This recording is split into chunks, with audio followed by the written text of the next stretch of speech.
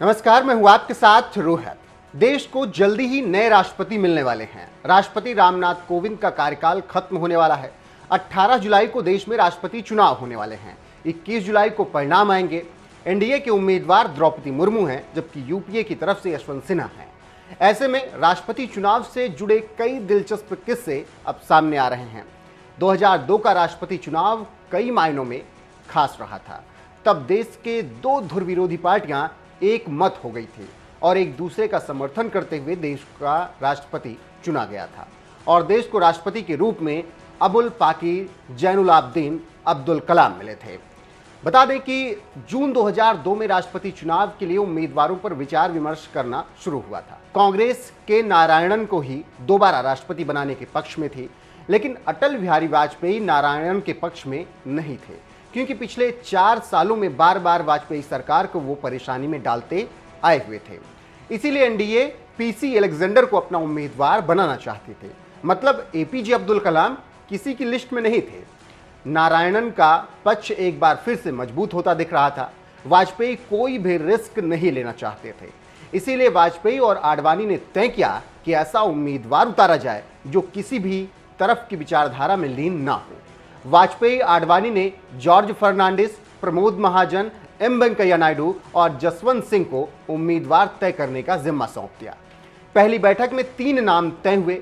ये नाम थे पीसी एलेक्जेंडर, शिवसेना प्रमुख बाला साहब ठाकरे और एनसीपी अध्यक्ष शरद पवार। एलेक्जेंडर के नाम पर सहमति बनती इससे पहले ही सहयोगी चंद्रबाबू नायडू ने कहा कि वो इसके पक्ष में नहीं होंगे। नायडू ने कहा कि सर्वसम्मति वाला उम्मीदवार ढूंढा जाए और बिना मेरी सहमति के नाम तय न किया जाए। तब चंद्रबाबू नायडू का केंद्र में बहुत बड़ा नाम था और दखल भी था। चंद्रबाबू नायडू की सलाह पर कांत के नाम पर चर्चा शुरू हुई। सहयोगी पार्टियां टीएमसी, बीजेडी ने साथ देने से कांत का मना कर दिया। बाला साहब ठाकरे ने तो यहां तक कह दिया कि अगर कांत को उम्मीदवार बनाया तो शिवसेना गठबंधन तोड़ लेगी। वाजपेयी और आडवाणी संकट में आ गए। फिर एलेक्जेंडर के नाम पर विचार हुआ। चंद्रबाबू नायडू को मनाया गया। बात किसी तरीके से बन गई। तय हुआ कि 7 जून 2002 को नाम का ऐलान कर दिया जाएगा। वाजपेयी आडवाणी ने तो एलेक्जेंडर को फोन करके बधाई भी दे दी, लेकिन वेंकैया नायडू ने कह दिया कि एलेक्जेंडर के नाम का ऐलान नहीं किया जाएगा। एनडीए और बीजेपी वेंकैया नायडू को नाराज नहीं करना चाहती थी, लेकिन फिर माहौल ऐसा बन गया कि नाम का ऐलान जल्दी ही करना था। 8 जून को शाम करीब 6:30 बजे आडवाणी के घर पर जॉर्ज फर्नांडिस, प्रमोद महाजन और वेंकैया नायडू पहुंचे। यहां एपीजे अब्दुल कलाम के नाम पर चर्चा हुई और बात बन गई। प्रधानमंत्री अटल बिहारी वाजपेयी भी इस नाम से सहमत हुए, लेकिन चंद्रबाबू नायडू का पेंच फंस रहा था। वाजपेयी ने चंद्रबाबू को मनाने के लिए फोन मिलाया। पीएम का फोन गया तो बात यहां भी किसी तरीके से बन ही गई। यूपीए भी अपने रणनीति में लगातार लगी रही। उसे एहसास भी नहीं था कि एनडीए इतना बड़ा उलटफेर कर देगी। आम सहमति बनने के बाद 9 जून को पूरी तरीके से तय हुआ कि डॉक्टर कलाम को ही एनडीए उम्मीदवार बनाएगी। कलाम साहब को जानकारी देने के लिए सोचा गया, लेकिन उनका फोन नंबर किसी के पास नहीं था। कलाम साहब का नंबर खोजा जाना शुरू हुआ। प्रधानमंत्री कार्यालय में तैनात एक ज्वाइंट सेक्रेटरी को इस काम में लगाया गया कि वो कलाम साहब का पता लगाएं। आखिरकार कलाम साहब से संपर्क हुआ। प्रधानमंत्री अटल बिहारी वाजपेयी ने उनके सामने राष्ट्रपति के लिए प्रस्ताव रखा। बड़ी ही विनम्रता से कलाम साहब ने पीएम की पेशकश स्वीकार कर ली।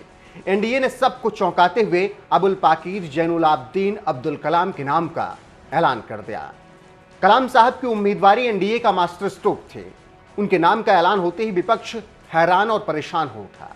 उसकी सारी योजनाएं धरी की धरी रह गई।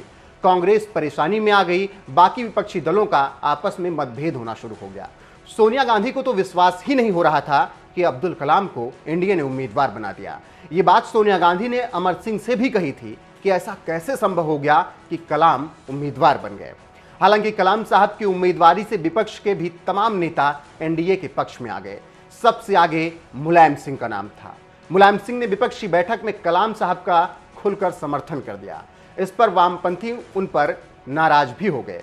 शरद पवार की एनसीपी ने भी कलाम के समर्थन का ऐलान कर दिया, लेकिन वामपंथी बौखलाए रहे। इस पर अमर सिंह ने उस वक्त कहा था, लोग कलाम से खुश हैं, लोग पॉलिटिकल क्लास से अब आगे सोच रहे हैं, लोग किसी पॉलिटिकल चेहरे को नहीं देखना चाहते हैं।